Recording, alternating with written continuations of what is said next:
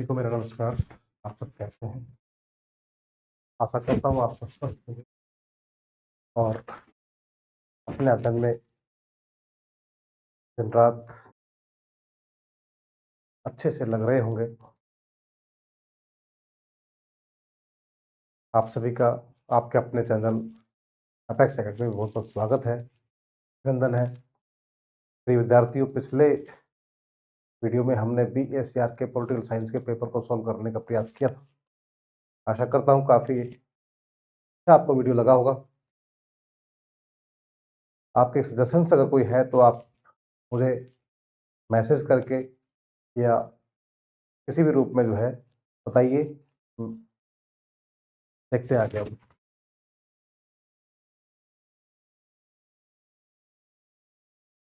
वैश्वीकरण के राजनीतिक प्रभाव की विवेचना कीजिए। Discuss the political implications of globalisation. ठीक है, इस प्रश्न को हम सॉल्व करेंगे।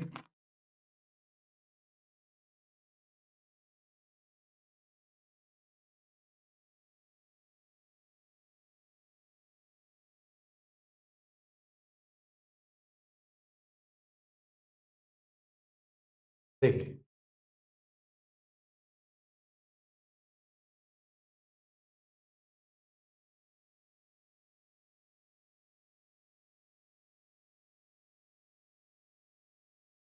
वैश्वीकरण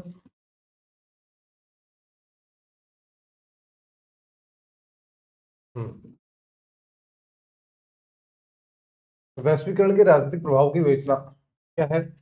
वैश्वीकरण ने दुनिया भर में राजनीतिक संरचनाओं और संबंधों को गहराई से प्रभावित किया है। उससे कुछ प्रमुख राजनीतिक प्रभाव निम्नलिखित है। कौन कौन से हैं? देखिए, राष्ट्रीय संप्रभुता की में कमी। वैश्वीकरण ने राष्ट्रीय सीमाओं को पार करने वाली समस्याओं को जन्म दिया है, जैसे कि जलवायु परिवर्तन, आतंकवाद और आर्थिक संकट, जिन्हें राष्ट्रीय स्तर पर हल करना मुश्किल है। अंतर्राष्ट्रीय संगठनों का उदय। वैश्वीकरण ने संयुक्त राष्ट्र, विश्व व्यापार संगठन और अंतर्राष्ट्रीय मुद्रा कोष जैसे अंतर्राष्ट्रीय संगठनों को मजबूत किया है, जो वैश्विक नीतियों को आकार देने में महत्वपूर्ण भूमिका निभाते हैं। बहुराष्ट्रीय कंपनी का प्रभाव। वैश्वीकरण ने बहुराष्ट्रीय कंपनियों को वैश्विक राजनीति में महत्वपूर्ण खिलाड़ी बनाया है, जो अक्सर सरकारों पर प्रभाव डालती है। देखिए, जो एमएनसीज है, बहुराष्ट्रीय कंपनियां हैं, वो काफी हद तक जो है किसी भी देश की जो है राजनीति को प्रभावित करती है, और वो नियम और कानून अपने हिसाब से जो है अपने फायदे के हिसाब से जो है तय करवाते हैं। वैश्विक शासन। वैश्वीकरण ने वैश्विक शासन की आवश्यकता को बढ़ाया है। इसमें अंतर्राष्ट्रीय कानून, संस्थान और नीतियां शामिल है। राजनीतिक प्रतिरोध। वैश्वीकरण ने राजनीतिक प्रतिरोध को भी जन्म दिया है, जैसे कि संरक्षणवाद, राष्ट्रवाद और वैश्वीकरण विरोधी आंदोलन। इंग्लिश में देख लेते हैं।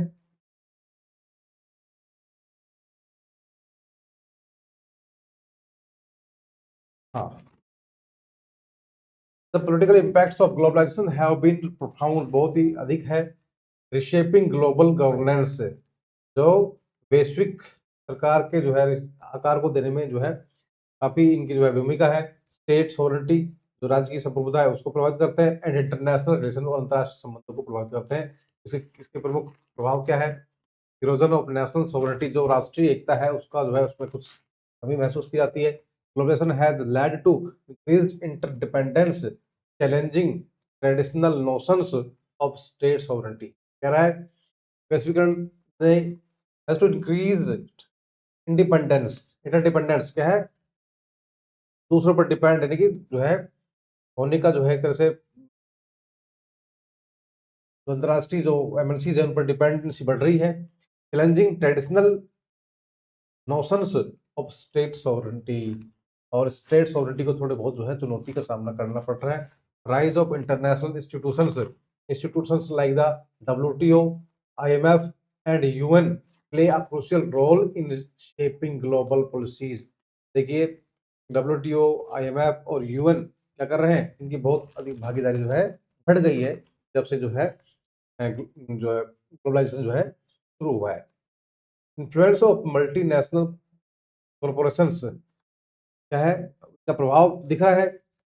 MNCs wield significant economic and political influence, often shaping government policies. Global governance.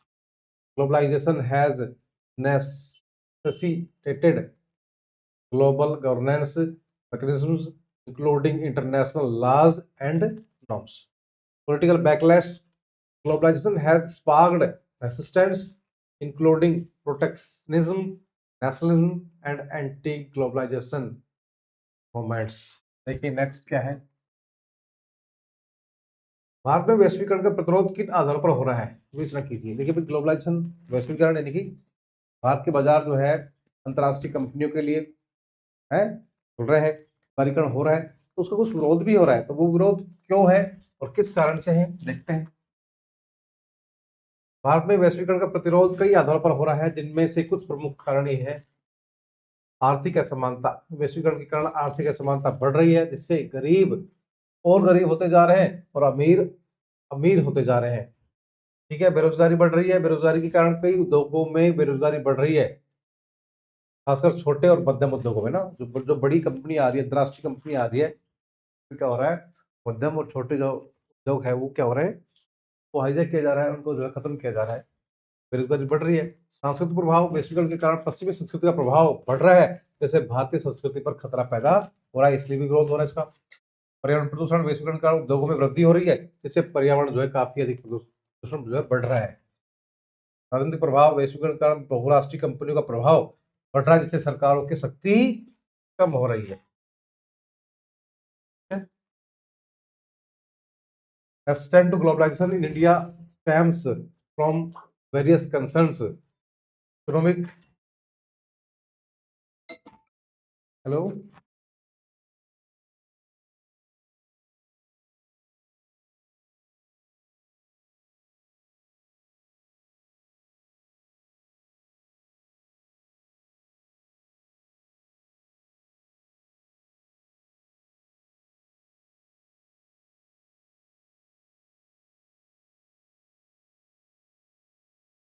Okay. कह रहा है इकोनॉमिक इनइक्वलिटी, आर्थिक असमानता बढ़ रही है। Widening economic gap with rural urban disparities and job insecurity, है ना। जो ग्रामीण और जो शहरी जो है जो है बढ़ रहा है, और जॉब की जो है असुरक्षा की भावना जो है आ रही है लोगों में।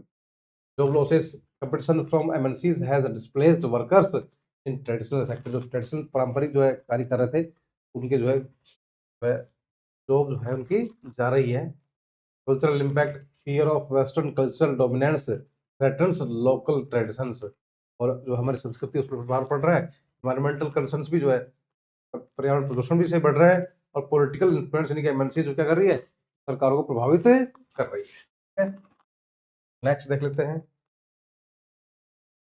नंबर 17, भारतीय विदेश नीति में गुट निरपेक्षता का महत्व तथा वर्तमान वैश्विक परिदृश्य में गुट निरपेक्षता की प्रासंगिकता बताइए। ठीक है। Explain the importance of non alignment in Indian foreign policy and it's relevance in current global scenario. ठीक है, देखते हैं। गुट निरपेक्षता का मतलब क्या होता है कि आप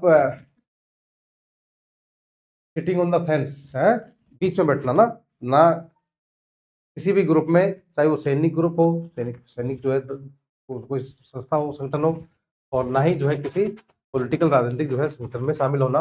दोनों तरफ की जो है अपना जो है सभी से जो है तालमेल रखना। देखते हैं। भारतीय देश नीति में गुट निरपेक्षता का महत्व बहुत अधिक है। गुट निरपेक्षता का अर्थ किसी भी सैन्य या राजनीतिक गुट का हिस्सा न बनना और सभी देशों के साथ समान और निष्पक्ष संबंध रखना। ये नीति भारत को अपनी स्वतंत्रता और संप्रभुता बनाए रखने में मदद करती है, क्योंकि अगर किसी भी गुट में शामिल होंगे तो उसका दबाव रहेगा, और उस गुट को जो है ना, उस गुट को जो है मानना पड़ेगा। गुट निरपेक्षता के प्रमुख पहलू क्या है? स्वतंत्रता और संप्रभुता। भारत अपनी विदेश नीति में स्वतंत्र निर्णय लेता है। अंतर्राष्ट्रीय शांति और सुरक्षा। भारत अंतर्राष्ट्रीय शांति और सुरक्षा को बढ़ावा देने के लिए काम करता है। विकासशील देशों का समर्थन। भारत विकासशील देशों के हितों की रक्षा करता है। बहुपक्षीयता। भारत बहुपक्षीय मंचों पर सक्रिय भागीदारी करता है। ठीक है, ये हो जाएगा। वर्तमान वैश्विक परिदृश्य में गुटनिरपेक्षता की प्रासंगिकता बढ़ गई है। यह नीति भारत को वैश्विक चुनौतियों का सामना करने और अपने राष्ट्रीय हितों की रक्षा करने में मदद करती है। देखिए भाई, अगर हम गुटनिरपेक्ष है, किसी भी गुट में शामिल नहीं है, तो हमारी संप्रभुता, हमारी स्वतंत्रता क्या है, काफी हद तक जो है हम अपने हिसाब से जो उसको लेंगे काम में, और किसी भी जो है अपने राष्ट्रीय हितों को जो रक्षा भी हम करने में मदद इसमें मिलती है। India's non-alignment policy is crucial for maintaining strategic autonomy and pursuing national interests। तरह का जो गुटनिरपेक्षता की जो नीति है वो क्या है, अपने आप में बहुत महत्वपूर्ण है। मेंटेनिंग स्ट्रेटेजिक ऑटोनॉमी, अपनी संप्रभुता है ना, और परस्यूइंग नेशनल इंटरेस्ट, अपने जो है राष्ट्रीय हितों को जो ध्यान में रखने के लिए। इंडिपेंडेंस इन डिसीजन मेकिंग, खुद का जो है निर्णय ले पाते हैं। Promoting global piece and security, और किससे क्या करते हैं, वैश्विक शांति और सुरक्षा जो है में हमारी हिस्सेदारी जो है बढ़ जाती है। सपोर्ट फॉर डेवलपिंग नेशंस, और जो डेवलपिंग नेशंस है उनका जो सपोर्ट जो है एक तरह से हमें हम लोग कर पाते हैं, उनको तो सपोर्ट मिल भी जाता है हमें। Multilateral engagement, India actively participates in multilateral platforms like BRICS and G20। और बहुत सारी जो मल्टीलैटरल प्लेटफॉर्म्स है जैसे लाइक ब्रिक्स है, G20, उनमें भी जो भारत की भागीदारी बढ़ जाती है। In today's complex world, non alignment helps India navigate great power rivalries, address global challenges, and protect its interest. It is a pragmatic approach to safeguard sovereignty and promote multipolarity। ठीक है, अगला देख लेते हैं क्या है। दक्षिण एशिया में शांति और सहयोग के संदर्भ पर भारत पाक संबंधों का महत्व बताइए। Explain the significance of India Pakistan relations in context of peace and cooperation. देखिए, भारत और दक्षिण एशिया में शांति और सहयोग के संदर्भ भारत और पाक संबंधों का महत्व क्या है, अगर दोनों देशों में अच्छे संबंध है तो शांति जो है बहुत अच्छे से जो है स्थापित हो पाती है। दक्षिण एशिया में शांति और सहयोग के संदर्भ में भारत पाक संबंध बहुत महत्वपूर्ण है। दोनों देशों के बीच ऐतिहासिक और राजनीतिक मतभेदों के बावजूद उनके संबंधों में सुधार से पूरे क्षेत्र में शांति और स्थिरता बढ़ सकती है। भारत और पाकिस्तान के बीच संबंधों में कई चुनौतियां हैं। कौन कौन चुनौतियां हैं, जैसे कश्मीर विवाद, आतंकवाद, जल संसाधनों का विवाद। हालांकि दोनों देशों ने कई बार शांति वार्ता और सहयोग के प्रयास किए, जैसे कि शिमला समझौता 1972, लाहौर घोषणा 1999 और आगरा शिखर सम्मेलन 2001। सहयोग के क्षेत्र क्या है, व्यापार और आर्थिक सहयोग कर सकते हैं एक दूसरे के हम मिलकर। जल संसाधन का प्रबंधन कर सकते हैं अच्छे से। सिंधु जल संधि जो 1960 में हुई थी के तहत जल संसाधनों का प्रबंधन एक महत्वपूर्ण सहयोग क्षेत्र है। सांस्कृतिक आदान प्रदान, क्रिकेट मैचों और सांस्कृतिक कार्यक्रमों जैसे आयोजनों से दोनों देशों के बीच संबंधों में सुधार हो सकता है। इंग्लिश में देख लेते हैं, India Pakistan relations are pivotal, बहुत महत्वपूर्ण है फॉर रीजनल स्टेबिलिटी, क्षेत्रीय शांति है उसको स्थापित करने में, स्थिरता और शांति स्थापित करने में साउथ एशिया, दक्षिण एशिया में। Despite historical tensions and disputes like Kashmir, terrorism and water sharing, dialogue and cooperation can foster prosperity। कह रहा है कि भाई हमारे जो है डिस्प्यूट हो सकता है किस किस में, जैसे कि कश्मीर विवाद है, आतंकवाद का मामला है, और जो है वाटर शेयरिंग जो सिंधु जल संधि जो है उसके, तो अगर dialogue cooperation can foster prosperity, अगर हम आपस में बातचीत करें और सहयोग करें तो जो है इस क्षेत्र में समृद्धि बढ़ सकती है। कौन कौन से हैं इसके एरियाज ऑफ कोऑपरेशन के, कौन से क्षेत्र हो सकते हैं आपसी सहयोग के, ट्रेड एंड कम्युनिकेशन, एक दूसरे से हम अच्छे से क्या करें, व्यापार करें, और अपनी जो इकोनॉमिक है उसको जो है से बूस्ट मिलेगा, यानी कि इकोनॉमिक मेमोरी दोनों देशों की बढ़ेगी। वाटर मैनेजमेंट, जो सिंधु जल संधि है, इंडस वाटर ट्रीटी है, उसको जो है सही से जो है समझकर जो है रिसोर्स जो हमारा जल है उसको काम में लें। कल्चरल एक्सचेंज, क्रिकेट के माध्यम से, और दूसरे जो है स्पोर्ट्स आर्ट्स के कला के माध्यम से अपनी जो संस्कृति का आदान प्रदान करें। ये जो चैलेंजेस हमारे सामने अभी आ रहे हैं, resolving bilateral disputes and building trust है, जो हमारे द्विपक्षीय जो विवाद है वो सोल्व करें, उनका समाधान करें, और बिल्डिंग ट्रस्ट, एक दूसरे में विश्वास की भावना पैदा करें। Addressing cross border terrorism concern, और जो सीमा पार से जो आतंकवाद की घटना है उसको रोकने का प्रयास करें। Promoting regional connectivity and cooperation, और क्षेत्रीय जो कनेक्टिविटी है सड़क या रेल मार्ग के माध्यम से और सहयोग के माध्यम से उसको बढ़ावा दिया जाए। ठीक है, नेक्स्ट देख लेते हैं इसको, जो है नेक्स्ट को हम जो है 2 क्वेश्चन हमारे रह जाते हैं, 2 रहते हैं, इनको हम करेंगे अगले वीडियो में। ठीक है।